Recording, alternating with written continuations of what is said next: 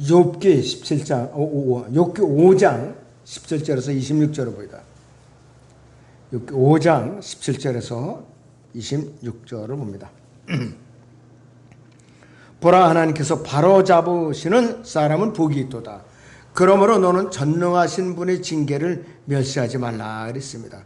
요 앞절 요거는 암송해도 참 좋죠. 보라, 하나님께서 바로잡으시는 사람은 복이 있도다 그랬습니다. 그는 아프게 하시다가 싸매시며 그는 상처를 내시다가 그의 손으로 온전하게 하시느니라. 그는 6 고난에서 너를 구해 주시고 정령 7 고난에서는 어떤 악도 너를 손대지 못하게 하시리라. 기근 중에 그는 너를 죽음에서 구속하실 것이며 전쟁에서 칼의 권세로부터 구속하시리라. 네가 혀의 채찍을 피하여 숨게 될 것이며 멸망이 닥칠 때에도 그것을 무서워하지 아니하리라. 네가 멸망과 기근을 비웃을 것이며 땅의 짐승들을 무서워하지 아니하리라.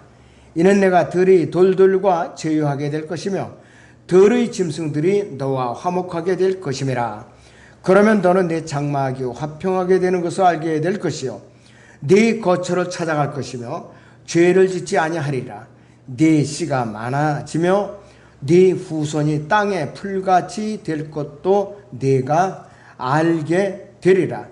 연수가 다 찬 후 네가 네 무덤에 가리니 마치 곡식단이 제때에 들어옴 같으니라 그랬습니다. 그래서 오후의 주제는 이 대환란 때에 하나님께서 하실 구체적인 일들입니다. 대환란 때 하나님께서 하실 구체적인 일들이에요. 욥기 5장 17절 18절까지는 사도 바울이 시브리서에서 인용을 했고 또 잠언 3장 11절에서도 같은 맥락으로 언급되고 있어요. 그래서 이 부분은 대환란과 이 하늘의 왕국, 저 지상 천년왕국에 관한 구절로 내용이 너무나도 풍성한 것이에요. 욥기 5장 18절은 이스라엘을 다루는 신명기 32장 29절과 일치하는데요. 신명기 32장 39절을 보겠습니다. 신명기 32장 39절을 보겠습니다.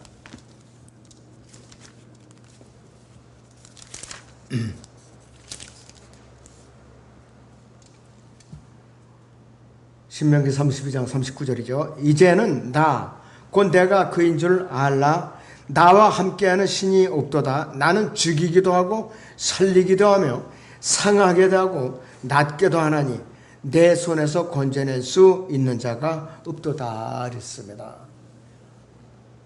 여러분이나 저는 대환란을 통과하지 않고 들림받기로 약속된 사람들이기 때문에 천만다행입니다. 역사 이래 이런 고통은 주님께서도 없다고 그러셨잖아요. 자, 여기서 우리 마태복음 24장을 잠깐 보겠습니다. 마태복음 24장.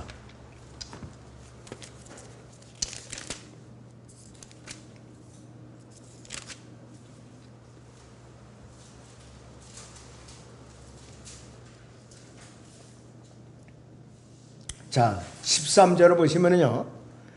그러나 끝까지 견디는 자는 구원을 받으리라고 이렇게 말씀을 하고 있는데요. 자, 21절부터 22절을 봅니다. 이는 그때 대환란이 있으리니 그와 같은 것은 세상이 시작된 이후로 지금까지 없었으며 또 결코 없을 것이기 때문이라고 그랬어요. 우주가 창조된 후에 없다는 거예요. 바로 만일 그 날들이 단축되지 않으면 어떤 육체도 구원받지 못하리라. 그러나 택함 받은 사람들을 위하여 그 날들이 단축될 것이라 그랬습니다. 이스라엘 남은 자들을 위해서 단축해 주시다 이거예요. 이방인들을 위해서가 아니라. 만약에 후 3년 반을 딱 꼬박 채우면 한 사람도 살아남지 못해요. 너무나도 환란이 혹독하기 때문에. 이 의미를 여러분들은 잘 알아야 되는 것이. 자, 다시 이제 프린트로 돌아와 보시면은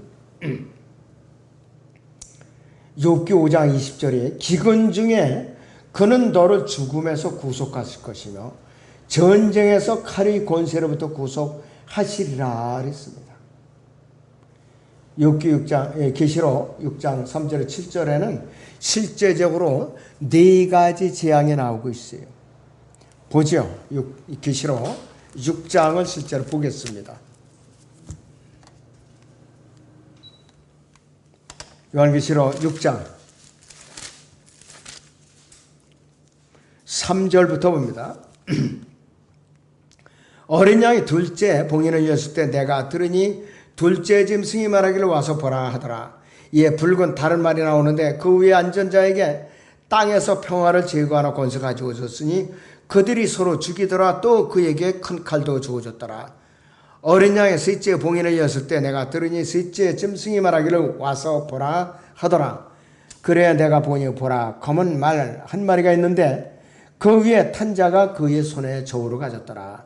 그때 네 짐승들 가운데 한 음성을 들었는데 말하기를 밀 한 대가 한 데나리온이요 보리 석 대가 한 데나리온이라 하고 또 너는 기름과 포도주는 손상시키지 말라 하더라. 어린 양이 넷째 봉인을 열었을 때 내가 넷째 짐승의 음성을 들었는데 말하기를 와서 보라 하더라. 이에 내가 보니 보라 창백한 말 한 마리가 있는데 그 위에 탄 자의 이름은 사망이요 지옥이 그 뒤를 따르니 그들에게 칼과 굶주림과 사망과 땅의 짐승들로 땅의 4분의 1을 죽일 권세를 가졌더라. 대환란이 이래요. 인정사정 볼 거 없어요. 자비가 없어요. 전쟁은 일어나면 무섭다고 그러죠. 전쟁이. 우크라이나도 그렇고 인구가 줄었어요. 러시아도 인구가 줄었어요. 양쪽 다 100만 명 이상이 줄었어요. 전쟁으로 인해서. 북한은 3만 5천 명을 용병으로 파병을 했는데 9,800명이 전사를 했어요. 만여 명이 중경상을 입었어요. 그 짧은 기간에. 전쟁은 말 그대로 비참해요. 실제 전쟁이 일어나면 안 되지만은 어쩔 수 없이 일어나게 돼 있어요. 앞으로 3차, 4차, 5차 대전이 남아있다 이거예요. 근데 저나 여러분들은 그거를 겪지 않고 셋지 않을 주님께서 데려가신다 이거예요. 얼마나 감사한 일입니까 우리가. 그리고 욥기 5장 19절에서 일곱은 다니엘이 70제 주위에 7년이 분명하다 이것이에요.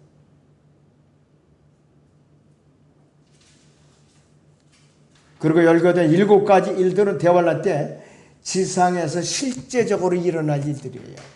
실제적으로. 욥기 5장 24절 26절은 지상 왕국에서 이스라엘에게 실제로 성취될 예언들입니다.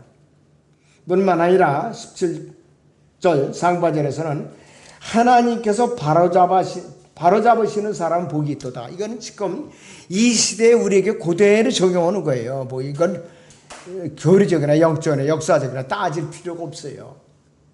그대로 적용할 수 있어요. 우리가. 자, 암송 구절로 우리가 하나님께서 바로잡으시는 사람은 복이 있도다. 어려울 게 뭐가 있어. 해석에 뭐가 필요하고. 굉장히 아주 간결하면서도 소중하면서도 암송해야 될 구절이라 이것이.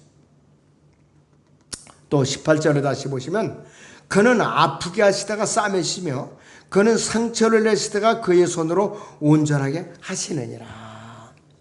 이 하나님의 징계를 말하고 있는 것이에요.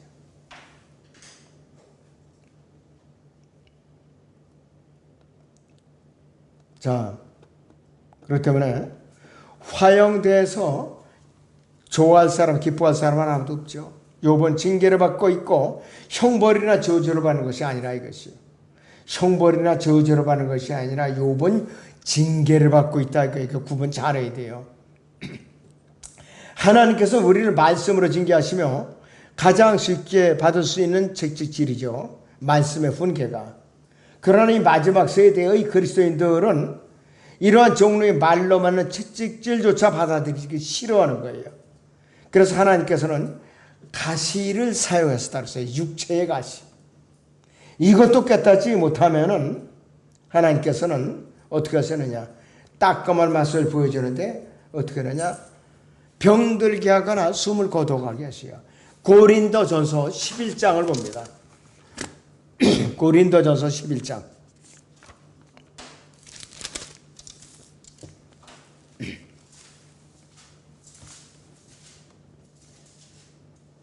(32절에) 그러나 우리가 판단을 받는 것은 주께 징계를 받는 것이니 이는 우리로 세상과 함께 정죄받지 않게 하려 함이로다. 이 징계도 하나님의 복입니다.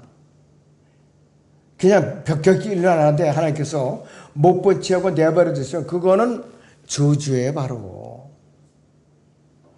그런데 분명히 구원을 받았다고 구원 간증을 뻔질하게 하는 사람들이 있어요.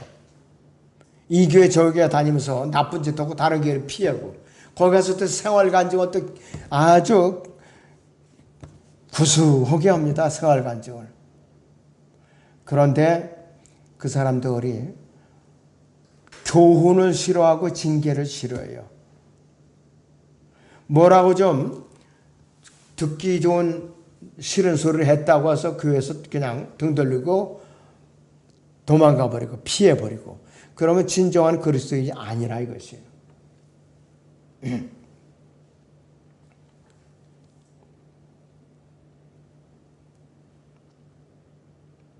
성도에게 우리는 하나님께서 따끔한 채찍이 들어오기 전에 정신을 바짝 차려야 되죠.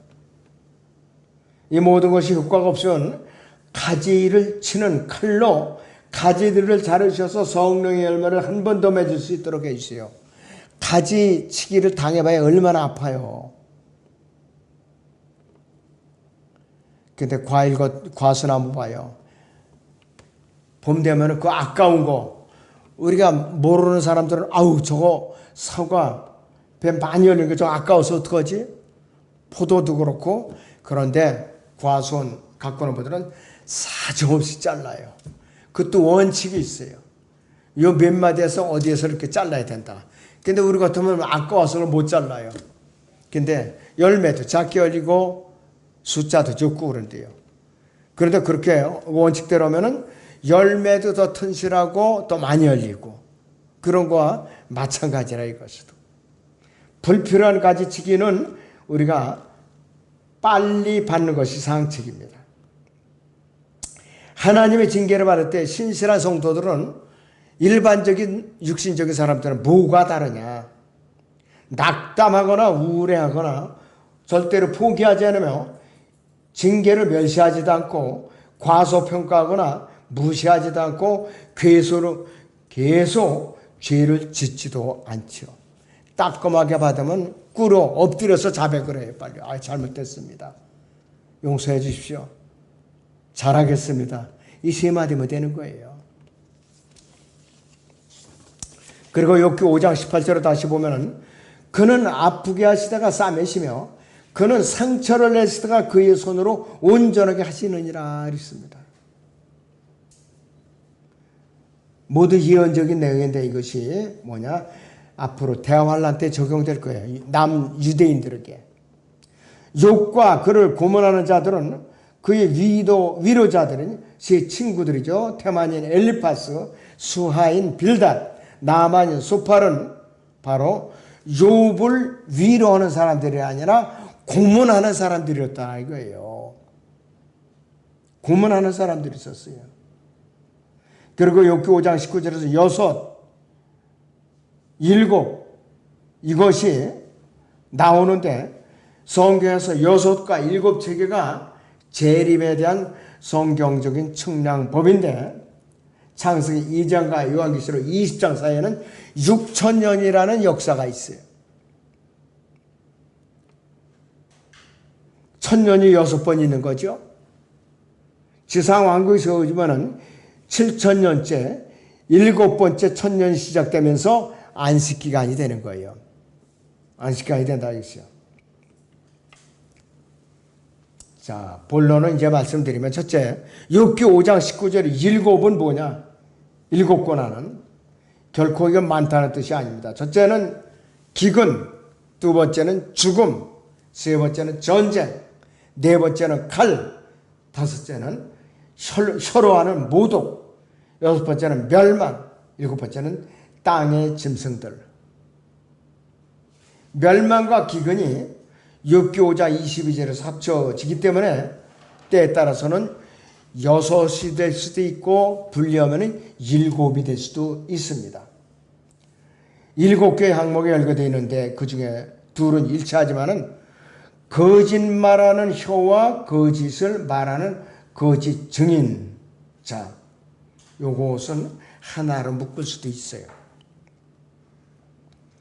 욥기 5장 24절 27절은 문맥에 나온 대화 내용을 비교해 볼 때에 평화와 생명과 번영과 회복이 있는 아름다운 이 경과는 사실이라고 믿을 수 없을 만큼 그럴싸하게 들립니다. 그러나 이것은 가짜예요. 두 번째는 유토피아. 여러분들 말 들어봤죠? 이상향이라는 말이에요. 이 땅에서 유토피아는 오직 세 부류의 사람들에게만 가능합니다.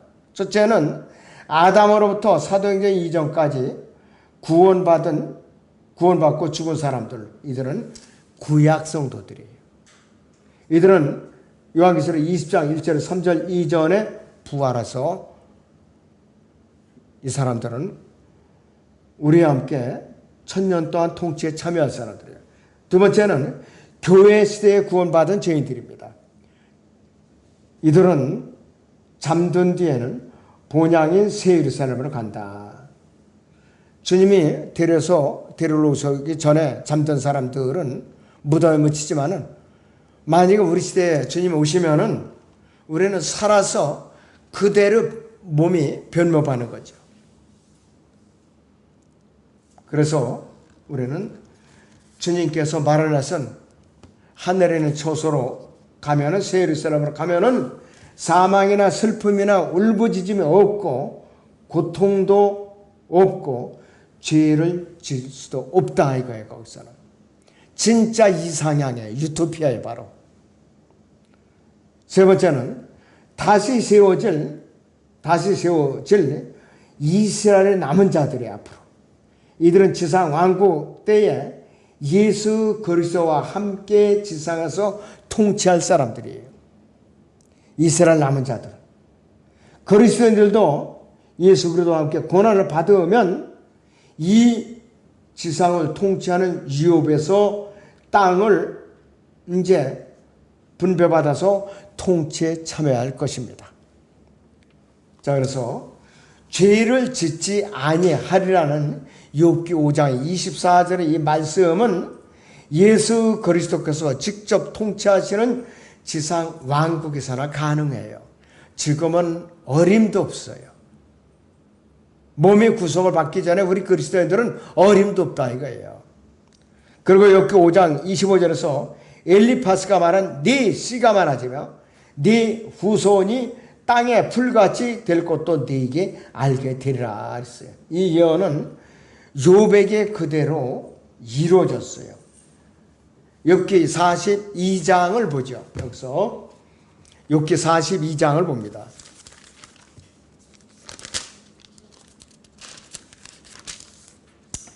10절부터 보죠. 13절까지. 욥이 그의 친구들을 위하여 기도했더니 주께서 욥이 사로잡힘을 들이키셨고 또 주께서는 욥에게 전에 소유했던 것을 2배를 주시니라. 그때 그의 모든 형제들과 그의 모든 자매들과 전에 알았던 모든 자가 그에게 와서 그의 집에서 그와 함께 음식을 먹으며 그들은 주께서 그에게 내리셨던 모든 재앙에 대하여 그를 애도하고 위로하더라.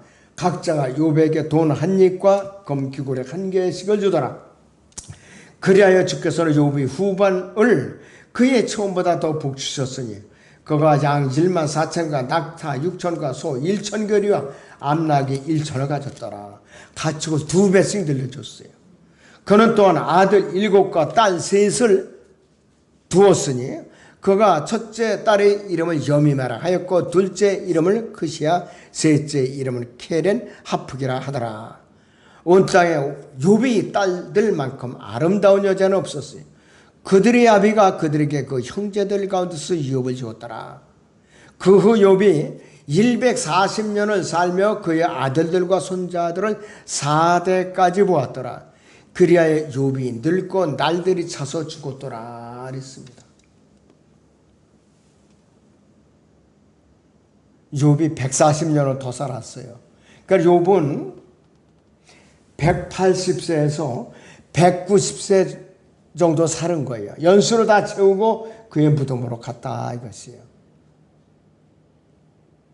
이 유토피아에 대한 약속 세 부류, 아담으로부터 사도행전 2장까지 구원받은 구약 성도들, 그 다음에 교회 시대에 구원받은 그리스도인들, 그 다음에 이 땅에 세워질 이제 지상 왕국으로 들어갈 이스라엘의 남은 자들, 요 세 부류만 이상향을 이제 맛볼 수가 있는 자격을 가진 사람들이에요. 그 중에 우리는 두 번째, 계란을 치면은 노란 자 중에 노란 자예요. 하여튼 굉장히 우리는 복받은 사람들 중에 한 부류다. 자, 기도하겠습니다.